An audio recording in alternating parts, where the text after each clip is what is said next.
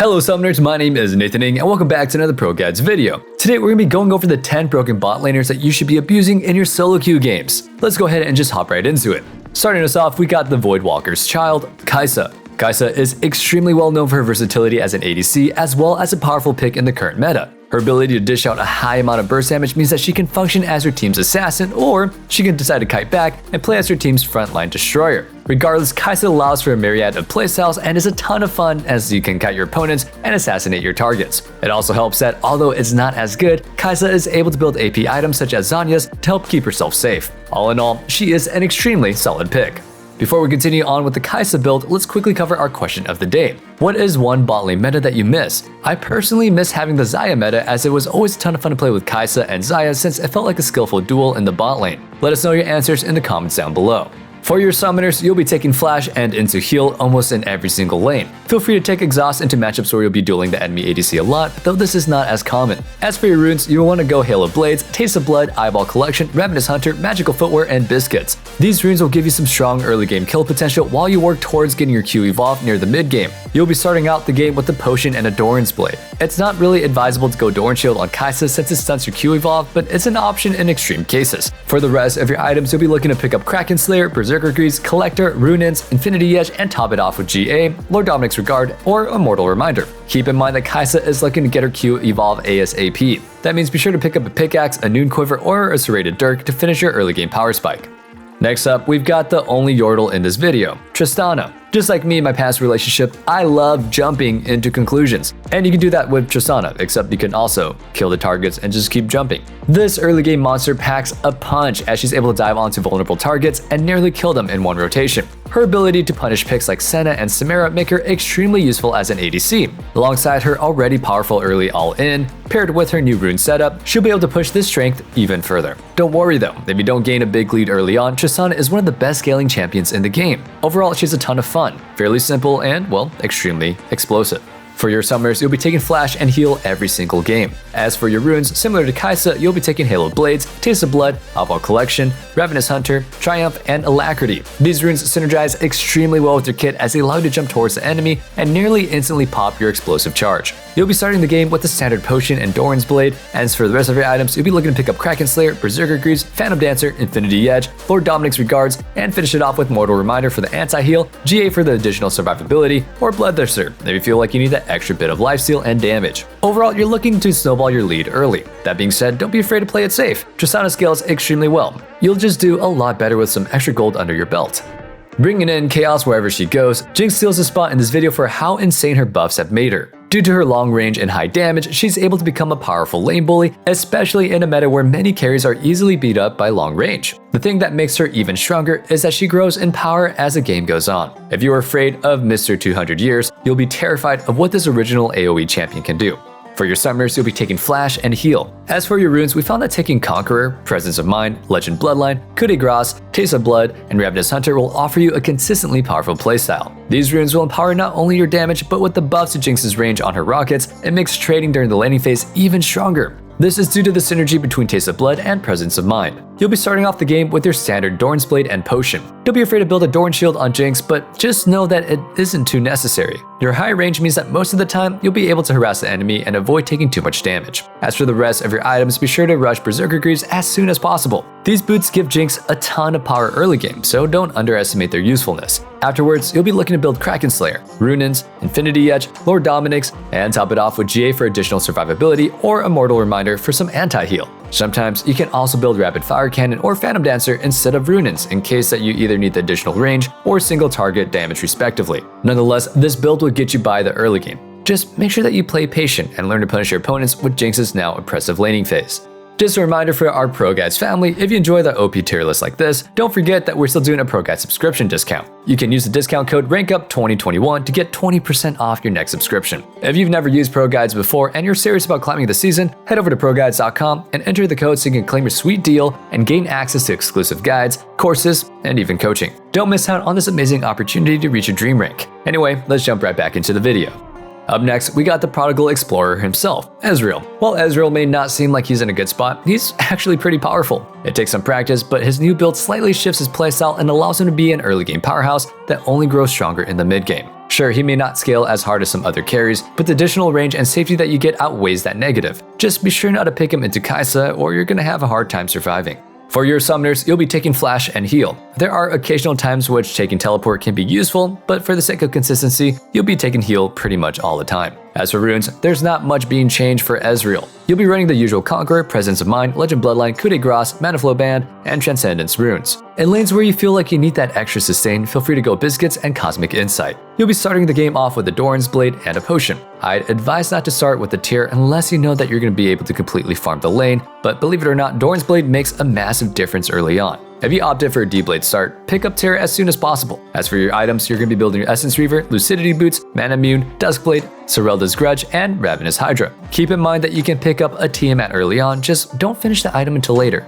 Sniping the title as the queen of definitely accurate hitboxes, we got Ashe. But tell me something, why are you Ashe? It's probably because you're stunning me from afar. Ashe was extremely dominant in the meta last season, and for good reason. Her ability to kite and chase down enemies alongside the pick potential and CC that she can provide for her team make her an invaluable asset for any bot laner's champion pool. Don't forget that she can also completely counter junglers like Fiddlesticks by sending a global hawkshot across their entire jungle in order to reveal where they may gank next. Overall, Ashe may have a simple kit, but in the right hands, she can easily carry fights and help her team take the Nexus.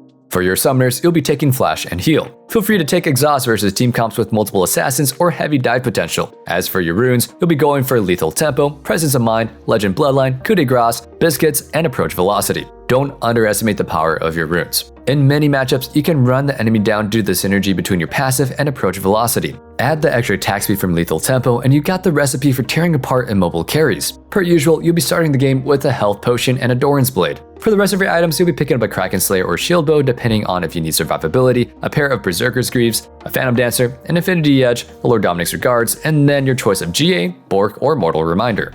Next up, we've got Vayne. This notorious tank shredder has been on the top of the tier list for a few patches now. Her ability to build all of the ADC's mythics make her extremely versatile, not to mention her ability to shred through tanks. She's able to turn the games around with mechanical prowess and a lot of percent health damage. Overall, Vayne offers a really fun way to show skill expression, and with KAISA being so prominent in the meta, she only grows in power. Just be sure not to pick her into a lane where she's easily bullied, like me in high school. For your summoners, you'll be taking Flash and Heal. In terms of your runes, Vayne doesn't really have much diversity, so in the early game, you'll be taking Press the Attack, Triumph, Alacrity, Coup de Grace, Taste of Blood, and Ravenous Hunter. For your starting items, you'll be going a Health Potion with a Doran's Blade. I also recommend getting comfortable with CSing with a Doran's Shield. Due to Vayne's low range, that item can be a lifesaver versus champions like CAITLYN. As for the rest of your items, be sure to pick up a Kraken Slayer, Berserker's Greaves, Phantom Dancer, Infinity Edge, Mortal Reminder, and top it off with a GA, Death Stance, or Bloodthirster. If you're versing multiple tanks who build a lot of HP, feel free to switch out Infinity Edge for Rage Blade.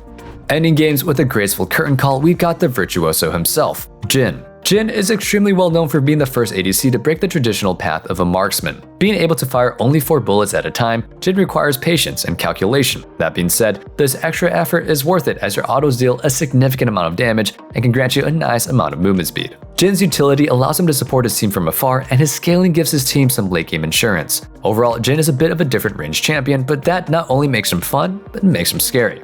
For your summoners, you'll be taking Flash and Heal. In terms of the runes, JHIN has 2 rune pages that you can go, but we'll give you the most common and powerful one. You'll be taking Dark Harvest, Taste of Blood, Eyeball Collection, Ravenous Hunter, Presence of Mind, and Legend Bloodline. For those that are interested, you can also go the standard Fleet Footwork page with JHIN, but it's fairly situational and preference based. Per usual, you'll be starting the game with a Potion and a Doran's Blade. If you're versing Heavy Poke and you're confident in outranging your opponent, you can also start with 4 potions because that's his favorite number and a pair of boots instead. As for the rest of your items, you'll be rushing Gale Force, then picking up some Swiftness boots, a Collector, a Rapid Fire Cannon, an Infinity Edge, and round out your build with your choice of GA for additional survivability, or Lord Dominik's Regard for tank shred, or maybe a Mortal Reminder if your team really needs that anti-heal.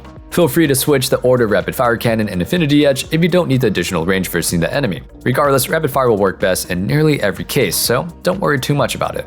Next up, we've got CAITLYN. This Piltover Sheriff was struggling to find her footing in the meta after the new item changes. Finally being able to claim a viable build, her extremely long range makes her a powerful asset in the current meta since she's able to punish her short range enemies every single time that they step forward for some CS. Alongside this, the addition of Gale Force will not only let her pull off flashy combos and plays, but it removes her weakness of immobility.